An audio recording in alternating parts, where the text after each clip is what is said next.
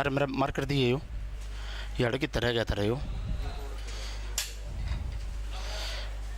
हो गया है ठीक है। जय हिंद साथियों, वंदे मातरम, इंकलाब जिंदाबाद, जय श्री राम। सबका स्वागत है भाई डीएसएल क्लासेस जिंद के यूट्यूब चैनल पर। मेरे प्यारे साथियों, इंडियन जीके की इस पहली क्लास में मैं आपका हार्दिक स्वागत करता हूं। सीटी 2024 के लिए आज के न्यूज़पेपर में भी खुशखबरी आ चुकी है कि इस साल सीटी होगा। तो साथियों, वो ज़्यादा दूर नहीं है, वो सितंबर में ही होगा। तो इसलिए आप सबके बीच में डीएसएल क्लासेस जिंद अपनी तरफ से अपनी मैराथन, अपनी क्लासेज, अपनी फ्री क्लासेज सब कुछ लेके आ गया है। और साथियों, जो बच्चे सीरियसली तैयारी करना चाहते हैं, सीटी का गम क्या है, क्या गम है सीटी का, जो 2022 के सीटी से अब तक नहीं समझा है, वो शायद समझ भी नहीं पाएगा। लोगों की बात मत सुनिए। लोग कहेंगे कि पेपर नहीं होगा, लेकिन उनके कान में ये बता देना हरियाणा पुलिस का पेपर होगा, पीएमटी हो चुका, पीएसटी हो चुका, अगली भर्ती की घोषणा हो चुकी। साथियों, 56-57 का पेपर होगा, 1-2 का हो चुका, टीजीटी की ज्वाइनिंग हो चुकी, जेबीटी का नोटिफिकेशन आ चुका, आज ग्रुप डी की भी लिस्ट लग चुकी है। तो सब कुछ होगा, जो नहीं होगा ये कहते रहेंगे, वो ऐसे ही रहते रहेंगे। तो साथियों, सीटी 2022 के गम को जो भुला देना चाहते हैं, वो अब एक बात सुन लीजिए। 2024 के सीटी के लिए आपके पास सिर्फ 1 महीना है। आप मेरी बात पे यकीन नहीं करेंगे, लेकिन जेबीटी वाले भी कल तक नहीं कर रहे थे, लेकिन जब 8 दिन का समय दिया फार्म भरने का, तो समझ गए कि 8 दिन का समय फार्म भरने का और 15 दिन का पेपर आने का। तो इसलिए जो डीएसएल पे यकीन करते हैं, वो अपना सीधा साथियों इस नंबर पे फोन करो और सीटी के नोट्स मंगाओ और बुरी तरीके से जीना हराम कर दो उन नोट्स का और पढ़ दो उन सारे नोट्स को। सिर्फ वहीं से सिलेक्शन होगा साथियों। अब शुरू करते हैं। इस नंबर पर फोन करके ऑर्डर कर लियो, बाद में ना कहियो कि मुझे पता नहीं चला, ठीक है? फिर गाना गाते रहियो, ये दुनिया ये महफिल मेरे काम की नहीं। साथियों सुनिए, गजनी का वह पहला शासक कौन था जो खलीफाओं से सुल्तान की उपाधि धारण कर सुल्तान कहलाने वाला पहला शासक बना? ये बहुत सारे बच्चे ननुए को नहीं बेरा।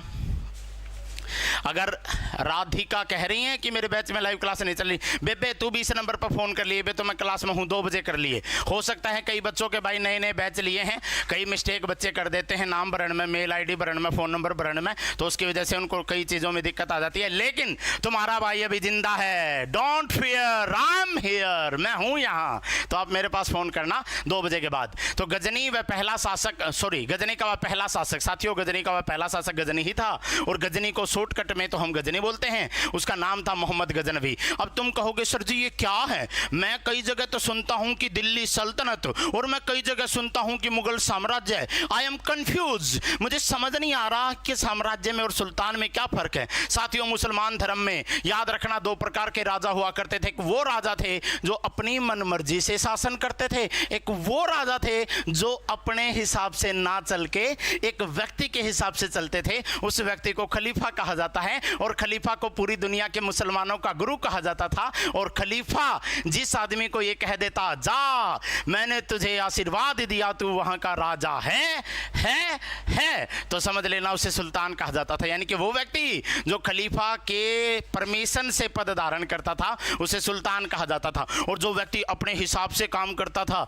जिसे ये काम ये मतलब ये था कि भाई मैं ही हूं जो कुछ हूं, तो उसे साम्राज्य, यानी कि उसको एक तरीके से जो साम्राज्य वो बनाता था उसे साम्राज्य कहा जाता था। और वो राजा कौन थे? वो थे बाबर अकबर, और ये खलीफा की को नहीं मान्या करते, ये अपने हिसाब से काम करा करते। और दिल्ली सल्तनत में जितने भी राजा थे वो सारे सुल्तान थे, समझ गए? चाहे कुतुबुद्दीन ऐबक का कोई भी हो, समझ के बात नहीं। तो ये सबसे पहले खलीफा तो परमिशन किसने ली थी? उस आदमी का नाम था मोहम्मद गजनवी। क्या नाम था? मोहम्मद गजनवी। क्लियर है भाई? डन है। तो गजनी का वह पहला, गजनी कहाँ है? जो कर भाई पूरा इंडिया है, इंडिया के अंदर हरियाणा है, हरियाणा के अंदर जींद है। साथियों ऐसे ही अफगानिस्तान है, अफगानिस्तान के अंदर गजनी है, गजनी के अंदर गौर है। कई बार गौर का जिक्र आओगा, कई बार गजनी का जिक्र आओगा, कई बार अफगानिस्तान का जिक्र आओगा। लेकिन कहीं भी जिक्र आए तुम बता देना कि हमारा मास्टर ने सारी बात बता रखी है, चल हट। अगला देखो भाई, तो यो क्वेश्चन याद हो गया होगा। अगर नू पूछ ले गजनी का पापा का क्या नाम था? सुबुक्तगीन। क्या नाम था भाई? सुबुक्तगीन। बहुत बढ़िया, शाबाश साथियों। अरे मेरा फोन रह गया कि किते कमेंट देख लूँ। अरे यार हैं कौन लिया? अच्छा रहे बेरा नहीं भाई, मैं भी। अच्छा भाई, तो सुबुक्तगीन इसका पापा का नाम था भाई। क्लियर है? अगला प्रश्न पा जाओ। इवें जितने बालक कमेंट करें ना यार, प्लीज एक बात समझ लो। देखो इवें मैं है ना कमेंट नहीं देख पाऊंगा तारे तार तो मैं बताऊं। देखो सुन लो ध्यान से भाई, सीईटी का नया बैच है ना, सीईटी 2024-25 का 5 तारीख तक शुरू हुआ था, 4 दिन हो लिए हैं। 299 रुपया का है, ठीक है। नया बैच 299 का है। सारे नोट्स अगर आपने मंगाने हैं, जो भी सब्जेक्ट के आप मंगाना चाहो, इस नंबर पर फोन कर लियो, ठीक है। दो बात ईब ता मेरी हेल्प कर दे रही हो। एक आधा जो बालक डीएसएल ने दिल चावे है, एक आधा जो कमेंट कर रहा ना, उसने उनका दिया भाई इस नंबर पर फोन कर ले, और फोन करियो क्लास खत्म होने के बाद, तो इस नंबर पर फोन कर लियो। एक आधा के बैच में अगर ऐप पर कोई दिक्कत है भाई, कोई क्लास नहीं चल रही, लाइव क्लास नहीं दिख रही, और कोई दिक्कत आ रही हो, तो भी इस नंबर पर फोन कर लियो, ठीक है। और क्या पूछे थे? हाँ ये बात है भाई, इस नंबर पर फोन कर लियो। नोट्स मंगाने हैं तो भी फोन कर लियो, कोई दिक्कत है तो भी फोन कर लियो भाई, किम में भी दिक्कत है यो फोन है भाई। और यो बैच जो है सीईटी का 299 का है, सारे ले लियो, 1 साल तक का बैच है, और भाई इसमें सारे सब्जेक्ट होंगे, समझ गए। 299 रुपया बाज का ले लियो, और 299 बाबत कंजूसी ना दिखाइयो, क्योंकि 299 है 365 दिन के 299, यानी कि नू समझ लो 90 रुपये पड़े तारे। एक दिन का 1 रुपया भी नहीं लग गया, और अपना 5 घंटे क्लास थे होंगे, 1 रुपया भी नहीं लग गया, और उसमें भी समझ गए। तो इससे सस्ता और कुछ नहीं हो सकता। वो नंगड़ पड़ा दिखाओगे तो दिखाई जाओ भाई। चलो आगे ला देखो, महमूद गजनवी के सभी आक्रमणों के में सबसे महत्वपूर्ण आक्रमण कौन सा था? नुका महमूद गजनवी ने भारत को ऊपर 17 आक्रमण करे थे। पहला आक्रमण उसने करा था सन 1000 में, कितने कितने लिखा पाओगा 1001 में, तो याद रख लियो भाई। अगर कोई अपना तनु पूछे ना, अगर बताओ भाई महमूद गजनवी ने कितने आक्रमण करे थे, उसने भाई 17 आक्रमण करे थे, और 997 इसमें वो गद्दी पे बैठा था। गद्दी पे बैठा था जब एक कसम खा ली थी कि मैं गद्दी पे इसलिए बैठू हूं क्योंकि जब तक जिंदा रहूंगा भारत के ऊपर हर साल एक आक्रमण करता रहूंगा। तो याद रख लियो साथियों, उसने हर साल एक आक्रमण करा, दुर दुर दुर दुर दुर, और सबसे मेन आक्रमण उसका था यो सी सोमनाथ का मंदिर का आक्रमण भाई। यो आक्रमण उसने करा था 1024 में, 1024 में। और भाई यो आक्रमण जो था ना, थोड़ा गलत लिख रखा है, 1024 से लिख लियो भाई, ठीक है। कितने कितने 24 आ जाए, कितने कितने 25 आ जाए ना, तो 26 भी लिख रखा है, थोड़ा मिस्टेक हो रही है।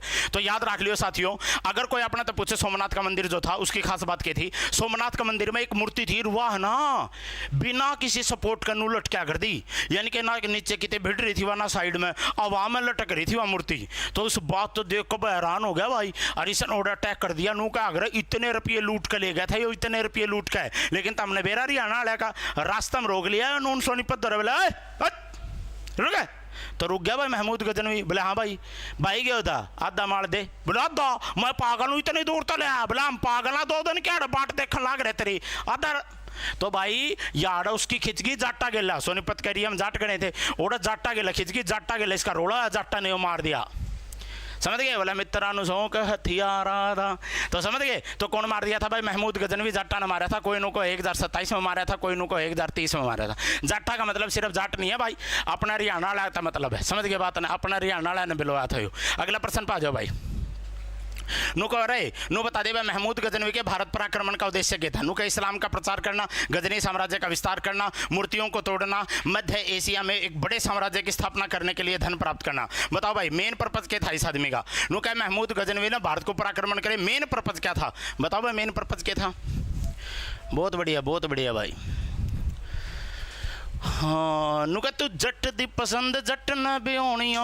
बताओ रो फटाफट। गजनी का मेन टारगेट था साथियों, देखो एक बात याद रख लियो, वो तो टारगेट उसके सारे थे, लेकिन इन सारे टारगेटा में सबसे मेन टारगेट था उसका धन प्राप्त करना। क्योंकि भाई चाहे किमें भी बना ले, साम्राज्य का विस्तार करेगा तो धन चाहिए, हर चीज में धन चाहिए। सेना ने संभालन खातर रुपये चाहिए, अपना सपना मनी, तो रुपये खातर तो सारा रोला था, और रुपये इनका थे नहीं। और भाई रुपये थे दुनिया में सोने की चिड़िया कहे जाने वाले भारत में, तो इन मेन टारगेट ये था भारत में इन अटैक करना था रुपया खातर भाई। क्लियर है? अगला प्रश्न पा जाओ। अगला प्रश्न देखो भाई, नुका महमूद गजनवी के भारत पर आक्रमण के समय भारत आए विद्वान अल-बरूनी ने किस महत्वपूर्ण ग्रंथ की रचना करी? नुका महमूद गजनवी के पाछा बैठ के एक आदमी आया था, जुकर भाई तुमने याद रख लियो, घोड़े पे पाछा जुकर ब्याह में नहीं हो, अगर भाई ब्याह में दुल्हन एक लाना बिठा दे, किससे बोधन उसका पाछा बिठा दिया रहे, तो भाई जुकर नुए समझ लो कि भाई बहुत सारे घोड़े पे आए थे, तो घोड़े का गेल एक घोड़ा पर कौन बैठा था? अल-बरूनी भी बैठा था। तो अल-बरूनी जब आया तो नुका है उसने अल-बरूनी ने कौन सा किताब लिखी थी? किताबुल खिराज, किताबुल हिंद, किताबुल रहला, या इनमें से सभी? बताओ फटाफट, कमेंट करो चित्तो। ये रे खाली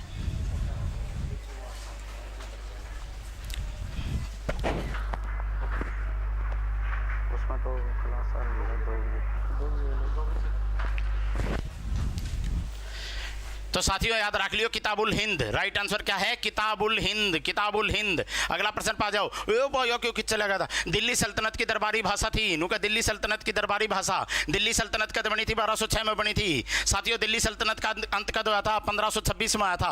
1206 में बनी थी, 1526 में अंत हुआ। जिसने बनाई थी उस आदमी का नाम था ऐबक।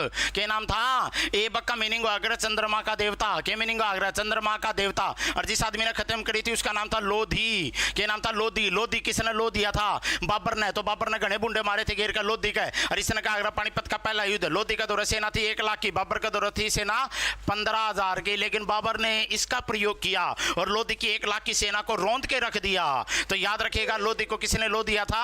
भाई बाबर ने लो दिया था। और बाबर गद्दी पर कद बैठा था? 1526 से। अगर कोई पूछा भाई दिल्ली सल्तनत की स्थापना कब हुई थी? 1206। दिल्ली सल्तनत की स्थापना जिस व्यक्ति ने करी थी उसका क्या नाम था? कुतुबुद्दीन ऐबक। कुतुबुद्दीन ऐबक में ऐबक का क्या मीनिंग था? चंद्रमा का देवता। Is it clear?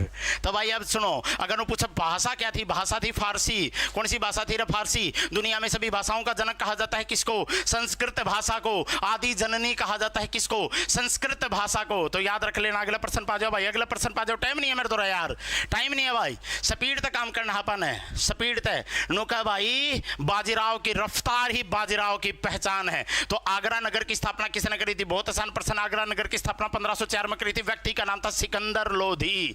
ले भाई क्या नाम था रे? सिकंदर लोधी। तो उनको बताइए आगरा शहर की स्थापना किसने करी थी? 1504 में करी थी, सिकंदर लोधी ने करी थी। गणेश चक्र मना पड़ियो। आगरा में कौन सी नहर है? नहर नहीं, नदी है, नाम है यमुना। क्या नाम है साथियों? यमुना। क्लियर भाई? बहुत बढ़िया, बहुत बढ़िया।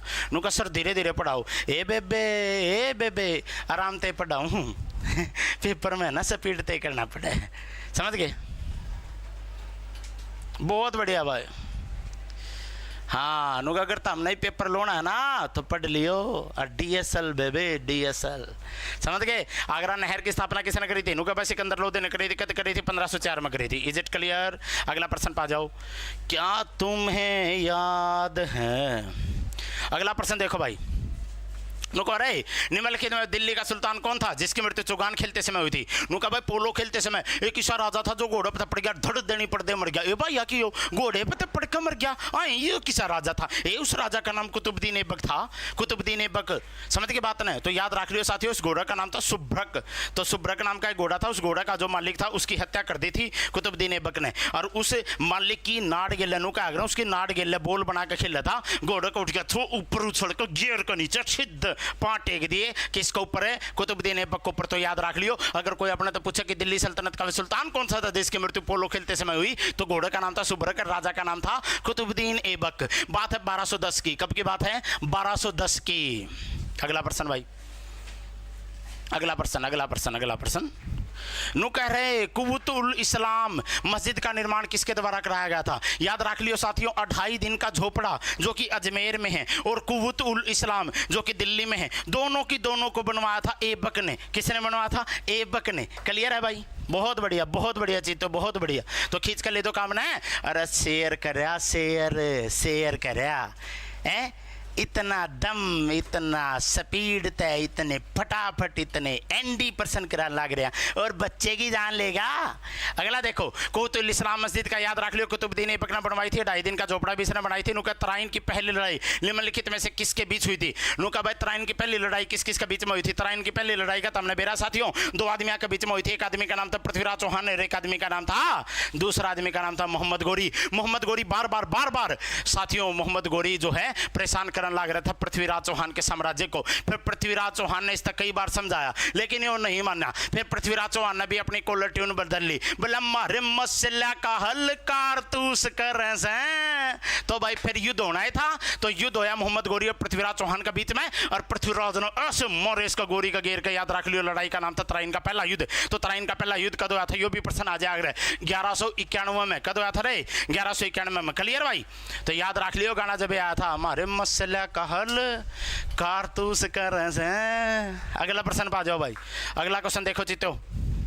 टाइम नहीं है, पेपर के 30 दिन रह गए हैं सीईटी के। लोग आगे एकदम फिल्टर पाटेंगे जब एकदम नु कहोगे ना 7 दिन फार्म भरन के 15 तारीख का पेपर जब मेरा पटेगा मैं क्या रहा था। तो नु कहने में लिखित में से किस खिलजी शासक ने दिल्ली के राज सिंहासन पर बैठने के लिए अपने ससुर की हत्या कर दी। नु बोला रे एक जना ने तो बहू छोड़ो, बहू का बाबू मार दिया। बोले उस आदमी का क्या नाम था? बोले उस आदमी का नाम था अलाउद्दीन खिलजी। अलाउद्दीन खिलजी का ससुरा का नाम था जलालुद्दीन खिलजी, और जलालुद्दीन खिलजी की छोरी के ब्याह कर रहा था, इसलिए जलालुद्दीन अलाउद्दीन खिलजी का ससुरा लागा था। और भाई जलालुद्दीन गद्दी पे बैठा था, अलाउद्दीन रोज रोज उस गद्दी ने ध्यान से देखा करता। बोला भाई मुझे बहुत पसंद है ये गद्दी। बोला इस गद्दी पे तो तुम्हारे ससुर हैं। बोला ससुर को भी कुछ ना कुछ पसंद करना पड़ेगा। तो याद रख लियो ससुर को पसंद करवा दिया गया, और ससुर जो है जलालुद्दीन खिलजी जो है उसको मार दिया गया अलाउद्दीन खिलजी के द्वारा। अलाउद्दीन खिलजी का असली नाम था अली गुरसास। पे अलाउद्दीन खिलजी ने कहा था कि मंगोल क्या, खिलजियों के लिए तो खुदा से भी लड़ सकता है अलाउद्दीन। तो याद रख लियो साथियों, जलालुद्दीन फिरोज खिलजी की हत्या कर दी गई थी अलाउद्दीन खिलजी के द्वारा। Is it clear? याद रख लियो भाई, ठीक है। अगला प्रश्न पा जाओ। अगला प्रश्न भाई, अगला प्रश्न। टाइम नहीं है।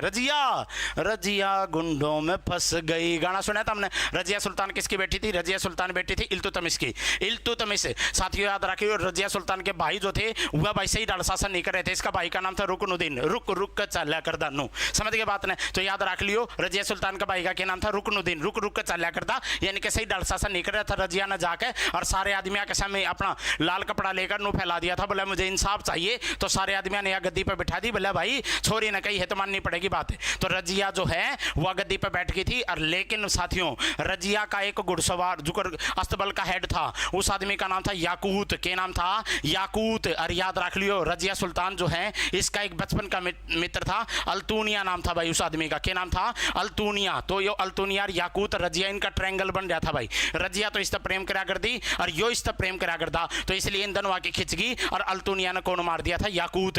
रजिया फोन पर बतलाया जाया कर दी। याकूत मिलांदा जब बिजी आंदा टू टू टू टू बोल कर कट जाता, दूसरी सिम पर बतला दी। तो रजिया जब बतलांदी भाई एकदम अल्तुनिया दिमाग खराब हो गया। अल्तुनिया उसने पूछता तू किस गेला बतलाओ नु कह देंदी उहाँ कौन मिलता, नेटवर्क में प्रॉब्लम है। एकदम अल्तुनिया ने जाके देखा, खड़ी पर छज्जे पर खड़ी बतलाने लग रही। अल्तुनिया ने देख लिया भाई तो 2 घंटे की बतलाने लग रही है, 2 घंटे खड़े रहे अल्तुनिया ने फिर उससे जाकर पूछी थी किस गेला बतलाओ, फिर उसने बता दी सारी। फिर उसका लहू जल गया। बोला तू प्यार है किसी और का, तुझे चाहता कोई और है। तो याद रख लियो साथियों, अगर कोई अपना तो पूछे तो बता देना था हमने। रजिया, याकूत और अल्तुनिया ने कौन मार दिया? याकूत। और रजिया गिर दी जेल में।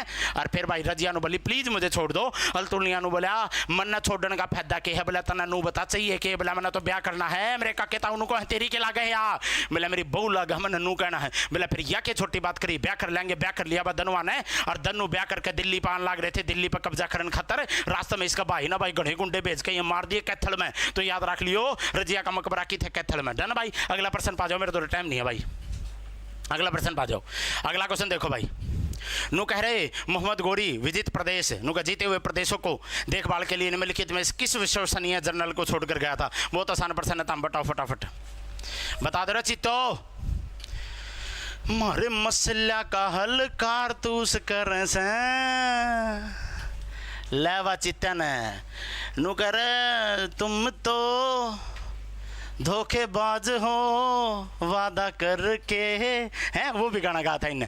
तो मोहम्मद गोरी जो है विजित प्रदेशों की देखभाल के लिए किस आदमी को छोड़ के गया था? उस आदमी का नाम था कुतुबुद्दीन ऐबक। क्या नाम था? कुतुबुद्दीन ऐबक ने बढ़िया तरीके से उसके भरोसे को कायम रखा, इसलिए मोहम्मद गोरी के मरने के बाद कुतुबुद्दीन ऐबक दिल्ली की गद्दी पर बैठा। और उसी कुतुबुद्दीन ऐबक ने दिल्ली की गद्दी पर बैठ के मोहम्मद गोरी के नाम से साथियों दिल्ली सल्तनत की स्थापना की। उसने कहा मैं तो गोरी का सेनापति हूँ, और कुछ समय के बाद उसने राजा की उपाधि धारण कर ली थी। याद रख लेना।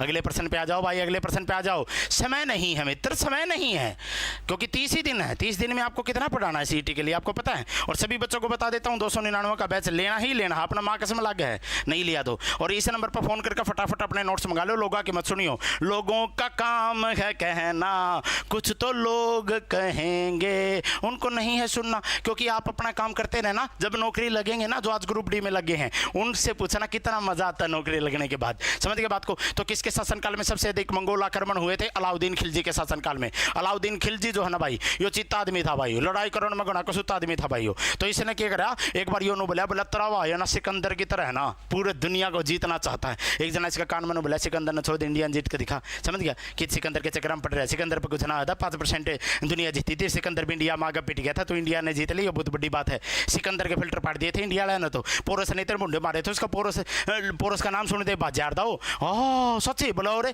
इंडियन जीत ले, ये programme cancel cancel cancel cancel. तो याद रख लियो सिकंदर ऐसा नहीं किसे कहा जाता, अलाउद्दीन खिलजी को। Is it clear? ठीक है भाई, अगला प्रश्न पा जाओ। और इस अगला प्रश्न का इसका उत्तर हमने बेरा पट गया। मंगोल कितना आगे दे भाई, मंगोल कितना आगे दे, बात और सुन लो। यो इंडिया है, इंडिया के ऊपर चाइना है, चाइना के ऊपर मंगोल है, मंगोल के ऊपर रूस है, तो यो है मंगोलिया, समझ गए। यो है चाइना और यो है रूस। कितनी स्पीड से बता दिया, इंडिया के ऊपर चाइना, चाइना के ऊपर मंगोलिया, मंगोलिया के ऊपर रूस, ये नुआ आगे दे, समझ गए बात ने। क्लियर है? अगला प्रश्न पा जाओ भाई।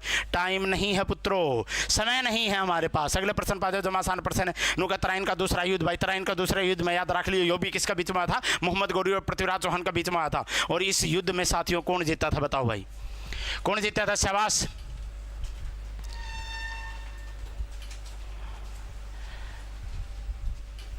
बहुत बढ़िया बहुत बढ़िया बहुत बढ़िया, शाबाश, क्या बात है। हाँ क्या क्या बात है, क्या बात है।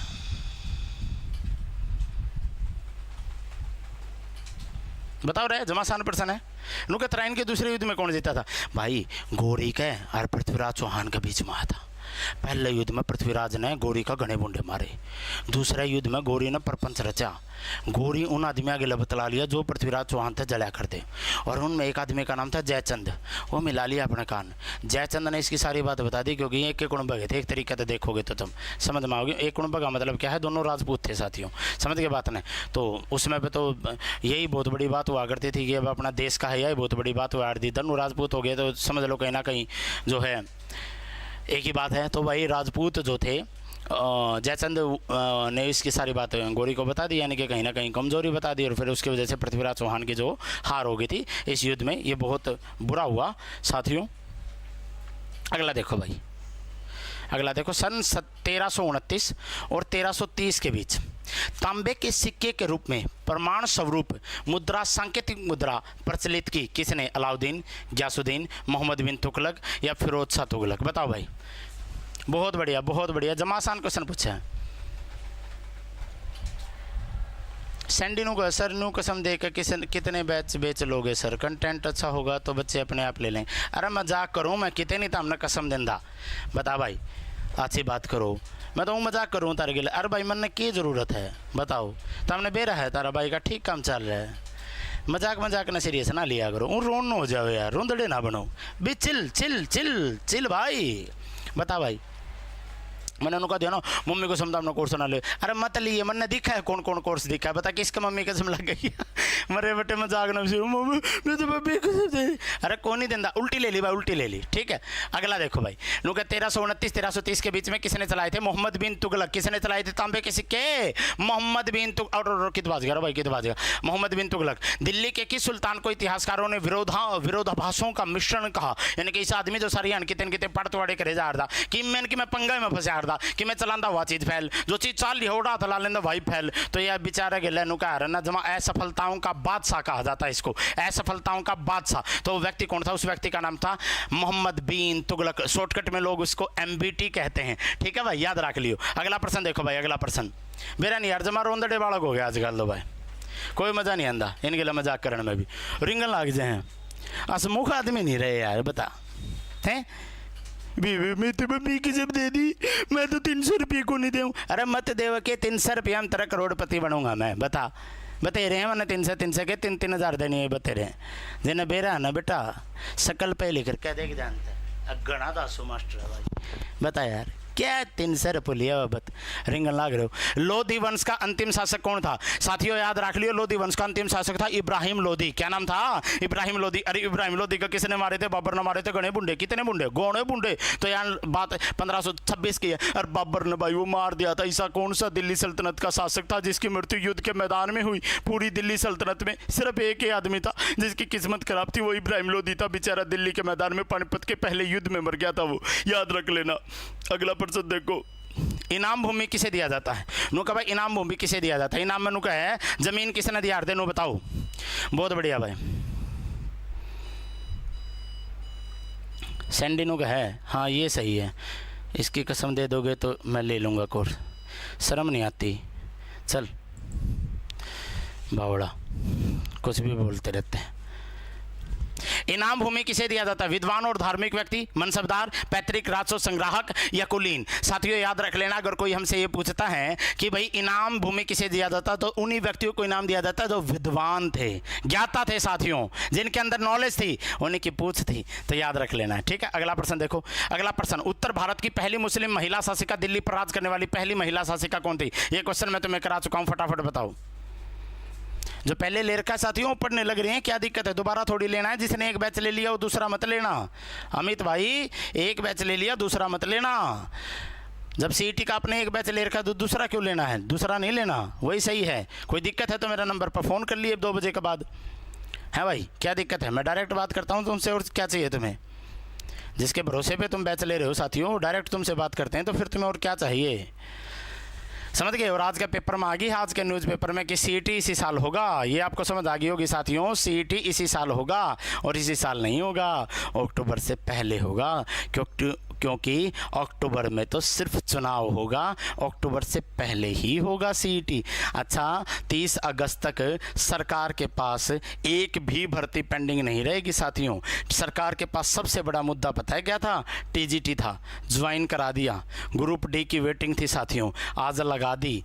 अगर फिर 56-57 का पेपर था साथियों, 17-18 तारीख को है। अब फिर था भाई हरियाणा पुलिस की भर्ती प्रक्रिया, पीएसटी करा दिया, पीएमटी करा दिया साथियों। अब 25-26 तारीख को कह रहे हैं पेपर लेंगे। समझ गए? बताओ बच्चा क्या इनका टारगेट है? 30 अगस्त तक पुराने निपटाओ और फिर सिर्फ सीईटी पर फोकस कर दियो सारा का सारा। तो इसलिए थोड़ा जोर लगा लो। और प्रश्न का उत्तर है रजिया सुल्तान। और जो नु सोचोगा ना 10 दिन पहले सर जी नोट दे दो, सर जी नोट दे दो, भाई 10 दिन में तेरे पप्पड़े कौन जाऊँ, हम तो दे देंगे। इसलिए इब्बे मंगा लिए। मंगाने को करें, इस नंबर पर फ़ोन करना है 9588 53 61 44 9588536144।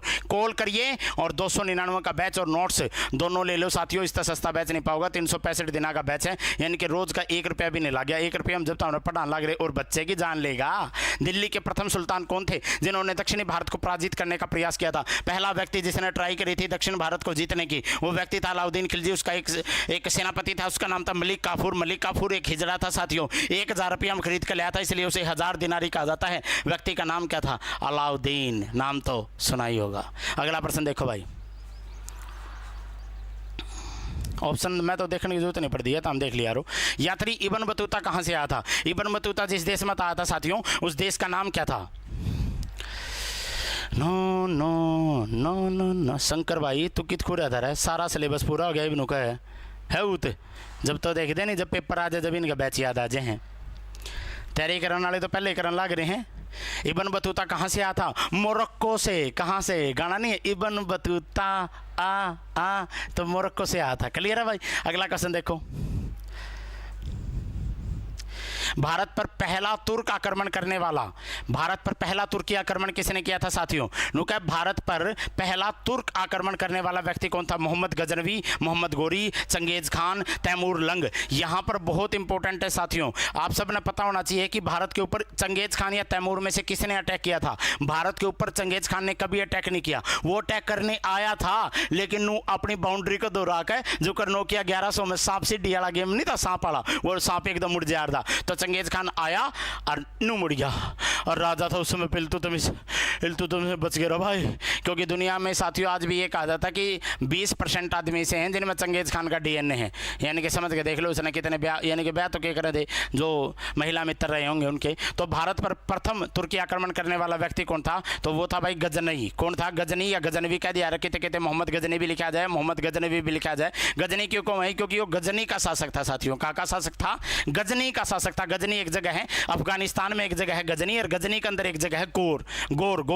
अगला प्रश्न देखो। निम्न निम्नलिखित में कौन अपने को बुद्ध शिकन कहता था? बुद्ध शिकन यानी कि जो मूर्तियों को तोड़ने वाला। भारत के अंदर आकर इसने बहुत सारे अटैक किए और बहुत सारी हमारे भगवान की मूर्तियों को तोड़ दिया था। तो याद रख लियो साथियों, मूर्ति भंजक या बुद्ध किशन शिकन कहा जाता है किसको? मोहम्मद गजनवी को। किसको कहा जाता है? मोहम्मद गजनवी को, जो हड़ता अपने भगवान की मूर्ति तोड़ के यो अपने देश में जाकर पेड़िया में ला दिया करता। समझ के बात नहीं? याद रख लियो ताकि लोग उनको प्रिपेयर टेक दे चलें। अगला प्रश्न देखो, महमूद गजनवी ने कौन सी उपाधि धारण करी थी? नुका महमूद गजनवी ने कौन सी उपाधि धारण करी थी? यामीन उद दौला, अमीन उल मिल्लत, या ए और बी दोनों, या इनमें से कोई नहीं? बताओ फटाफट से। आवाज बहुत आसान प्रश्न है।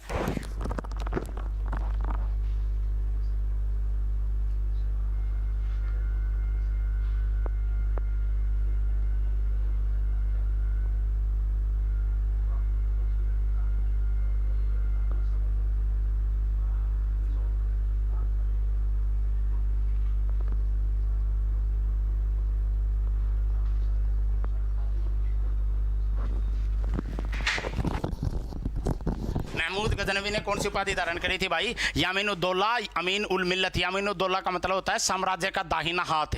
याद रख लियो साथियों, दाहिना नहीं थी, यो बाहिना था भाई, यो है दाहिना हाथ, ठीक है। मुसलमानों का संरक्षक। अमीन उल मिल्लत का मतलब होता है मुसलमानों की रक्षा करने वाला। तो ये दोनों उपाधि धारण करी थी किसने? महमूद गजनवी ने। जब वो गद्दी पर बैठा था, गद्दी पर वो कद बैठा था? 997 ईस्वी में बैठा। महमूद गजनवी ने भारत में पहला आक्रमण किस राज्य के खिलाफ कराया था? उनका महमूद गजनवी ने भारत के ऊपर 17 आक्रमण करे, लेकिन 17 में से पहला आक्रमण किसके खिलाफ किया था? तो व्यक्ति का नाम था जयपाल। क्या नाम था साथियों? व्यक्ति का नाम था जयपाल। बहुत शक्तिशाली राजा थे, लेकिन उनके बेचारे किस्मत खराब थी। जिस हाथी पर बैठकर वो लड़े थे ना, वो हाथी भी दग गया, यानी कि हाथी भी चल गया, एकदम पागल हो गया, और उसकी वजह से उन्हें नीचे उतरना पड़ा। और नीचे उतरते अफवाह फैल गई, क्योंकि उस समय पर अपने देश का युद्ध में ये रूल था कि अगर हाथी पर राजा नीचे उतर गया, इसका मतलब सेना हार गई, राजा ने हार मान ली। अरे यह अफवाह फैल गई भाई, इसकी वजह से हार गया था। याद रख लियो, राजा जयपाल ऐसा कहा जाता है। और वंश का नाम था हिंदू शाही वंश।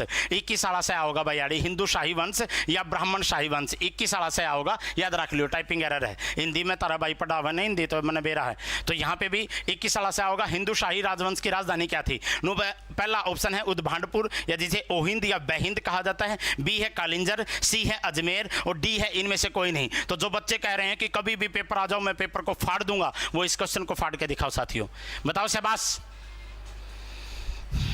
बहुत बढ़िया, बहुत बढ़िया। जमा आसान क्वेश्चन है यार। कहाँ तेरा ध्यान किधर है? वेरी इंपॉर्टेंट क्वेश्चन इधर है।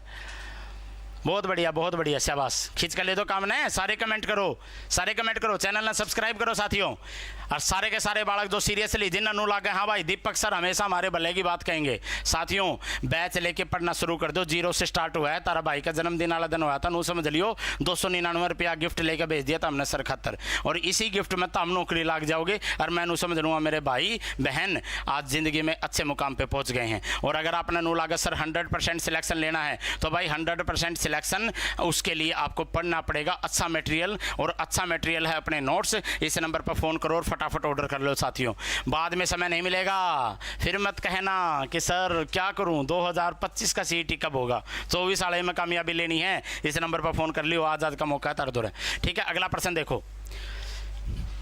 तो राइट आंसर है ए, राजधानी थी बहिंद कह लो, या ओहिंद कह लो, या उद्भांडपुर कह लो। समझ गए बात ना? अगला प्रश्न देखो भाई, हिंदू शाही राजवंश जिसके ऊपर मोहम्मद गजनवी ने पहला आक्रमण करा, उसकी राजधानी उद्भांडपुर, बहिंद या ओहिंद कुछ भी कह सकते हैं। अगला देखो, महमूद गजनवी का भारत में अंतिम आक्रमण किसके खिलाफ था? जाट्टा का खिलाफ था भाई। जाट्टा ने तलवार का और मार दिया भाई, कौन? महमूद गजनवी मार दिया था। क्लियर है? तो याद रख लियो, जाटों ने कोई नो को 1027 में मारा था, कोई नो को 1030 में मारा था। अगला प्रश्न देखो भाई, हिंदू शाही राज्य का कौन सा शासक तुर्क से बार बार पराजित होने के कारण गलानीवश आत्मदाह कर लिया था? यानी कि याद रख लियो साथियों, नो क्या कर रहे हैं, जयपाल ने जब भी इनके ऊपर अटैक करे, अटैक इसके ऊपर करेगा, जयपाल अटैक करेगा जो मोहम्मद गजनवी का पापा था सुबुक्तगीन, उसके ऊपर जयपाल 2 बार अटैक करने गया। जो जयपाल था राजा हिंदू शाही वंश का, जो पहला राजा था जिसके ऊपर मोहम्मद गजनी ने अटैक किया था, वो खुद इनके ऊपर अटैक करने गया था। उसने इंफॉर्मेशन मिल गई थी कि ये अटैक करेंगे तेरे ऊपर, वो खुद अटैक करने गया था, लेकिन दोनों बार मौसम खराब हो गया और जयपाल जीतदा हार गया। इसलिए उसने बहुत गिल्टी फील हुई, और जब इन अटैक कराया भाई, जब उसकी किस्मत आगे देगी, वो हाथी भी चढ़ गया उसका। तो इसकी वजह से वो बेचारा इतना शर्मिंदा होया कि मैं इन भर गया तो हार गया। जो मेरे सामने, मेरी सेना का सामने बहुत कम संख्या में थे, तो उन तभी हार गया मैं। तो इसलिए भाई उसने क्या करा साथियों, उसने अपनी आत्महत्या कर ली थी। और जो है आत्मदाह कर लिया था, खुद का आग ला ली थी। बड़ा अच्छा नहीं लगे ये बात हमें। महमूद गजनी किस वंश का था? साथियों ये क्वेश्चन बहुत बार आया था, पिछली बार दिल्ली पुलिस में आया था कि महमूद गजनवी किस वंश का था। फटाफट कमेंट करके बताओ महमूद गजनवी किस वंश का था। ऑप्शन ए है यामिनी वंश, ऑप्शन बी है गुलाम वंश, ऑप्शन सी है खिलजी वंश और ऑप्शन डी है साथियों तुगलक वंश। बहुत बढ़िया, बहुत बढ़िया, शाबाश। कमेंट करके बताओ बच्चे चित्ते सारे। हमको तो आबाद किया है और किसे तुम आबाद करोगे। हम तो बहुत लोगों को नौकरी लगवा चुके हैं, तुम नौकरी कब लगोगे? तो जल्दी जुड़िए DSL क्लासेस जेंद। साथियों बहुत बढ़िया। और जिस बालक ने अनुलाग न सर जी की बार पेपर वो बेशक अपना बैग उठाओ और हॉस्टल में आओ, फोन कर लियो हॉस्टल मान खातर, वही नंबर है 9588 बहुत बढ़िया। अगला प्रश्न पा जाओ। तो राइट आंसर है यामिनी। कौन सा वंश था साथियों? यामिनी। अगला प्रश्न देखो भाई, महमूद गजनवी के साथ भारत आने वाले इतिहासकारों में कौन शामिल नहीं था? नू का भाई कौन सा इस आदमी था जो गजनी गिला नहीं आया? भाई बहकी नहीं आया, उत्बी नहीं आया, अलबरूनी नहीं आया या फिरदौसी। ये तो इनकी किताब का नाम है। जो कर शाहनामा किताब लिखी थी फिरदौसी ने, किताबुल हिंद लिखी थी अलबरूनी ने, तारीख यामिनी लिखी थी उत्बी ने और तारीख सुबुक्तगीन है या सुबुक्तगीन यह लिखी थी बहाकी ने। नू कहे इनमें तो कौन सा आदमी है जो नहीं आया था?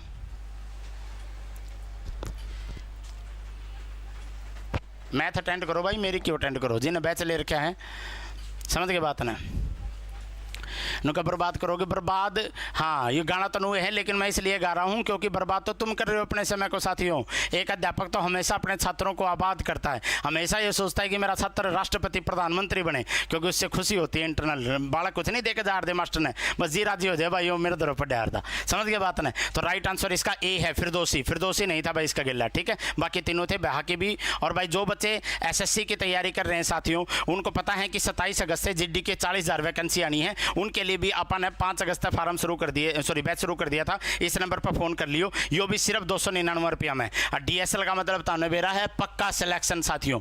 MTS का पेपर है 3 महीना बाद, इसका भी बैच शुरू हो लिया है साथियों। 299 रुपया में यो फोन नंबर है। और DSL मतलब पक्का सिलेक्शन, फटाफट ज्वाइन करो। तो चलो भैया क्लास इतनी थी, खत्म हो गई है, ठीक है। तो फिर मिलते हैं कल दिन में 1 बजे साथियों। बहुत बहुत धन्यवाद। अपना आज ही बैच ले लियो, आज ही नोट्स ले लियो। SSC के लिए, HSSC के लिए, JBT के लिए, स्टेट के लिए, क्या के लिए, पेपर कितना भी बड़ा हो DSL उससे भी बड़ा है। बहुत बहुत धन्यवाद साथियों। जय हिंद, वंदे मातरम, इंकलाब जिंदाबाद, जय श्री राम।